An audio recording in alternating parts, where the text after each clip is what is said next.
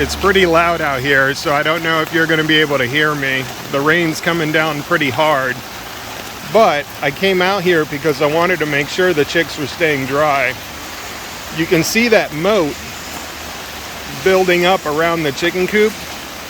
And that's exactly what I was talking about when I dug that trench and I talked about drainage. All of the water is running down from the lawn, and it would have run right through the coop had I not trenched around it.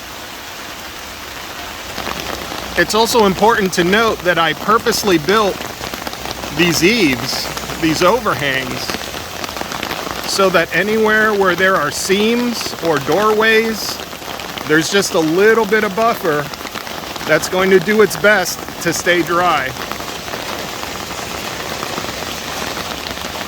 All of that is to help keep the rain out of the coop.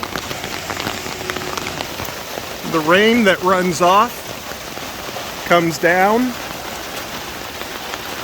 runs into this trench, this swale, and then it goes around the building, around the run, and off into the ravine.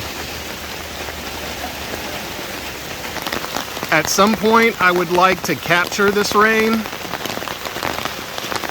and have it run into a barrel that is currently feeding all the chicks.